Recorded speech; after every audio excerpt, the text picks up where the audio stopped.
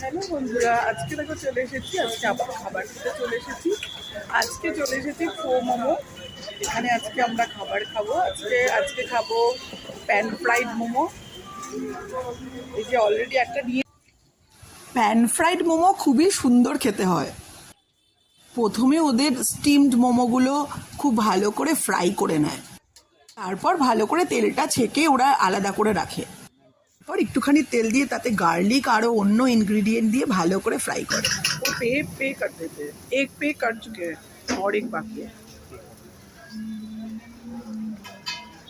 মোমোর কিছু নিজস্ব ইনগ্রিডিয়েন্ট আছে, সেগুলো জানা নেই, তবে যেটুকু দেখলাম সেটা হচ্ছে ওরা অয়েল, খুব কম অয়েলে একটুখানি ছোট ছোট করে কাটা গার্লিক দিয়েছিল, তার মধ্যে সল্ট দিয়েছিল, আরও অনেক কিছু মিক্সচার দিয়েছিল। এই যে স্পেশাল কিছু আছে, এটা কি ছিল জানা নেই আমার।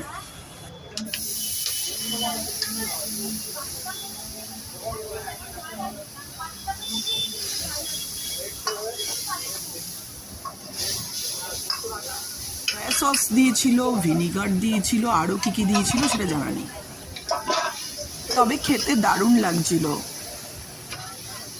তোমরা যদি কেউ ফো মোমো খেতে চাও চলে এসো নিউ টাউন বাস স্ট্যান্ডের পাশেই এই দোকানটা। আমি নিজেও মাঝে মাঝে ট্রাই করেছি এদের মতো মোমো বানানোর, কিন্তু আমার পক্ষে সম্ভব না। এরা এত সুন্দর করে বানায়। 1 প্লেট মোমোর কস্ট ছিল 100 রুপিস করে। একটু স্পাইসি ছিল। আমার ছেলে তো ছোট, ও স্পাইসি খেতে পারে না, কিন্তু মোমোর ক্ষেত্রে কিন্তু ও একদমই ছাড়ে না। ও বলে না না স্পাইসি খাবো, সেটা ঝাল লাগলেও খাবো। এর আগেও তোমাদের বলেছি ফো মোমোর টেস্ট অসাধারণ। তোমরা যদি কেউ খেতে চাও অবশ্যই এসো। ওরা ওই ফ্রাইড মোমোটাকে এর সাথে ভালো করে মিক্সচার করে নিল।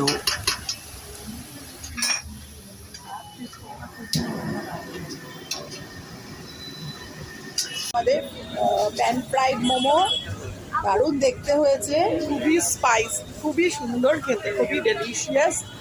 আমরা খাচ্ছি, কিন্তু প্রাইস ভীষণই রিজনেবল প্রাইসের মধ্যে। রসুনের যে টেস্টটা দারুণ লাগে। তোমরা যদি কেউ আসতে চাও এখানে আসতে পারো। এটা হচ্ছে নিউ টাউন বাস স্ট্যান্ডে।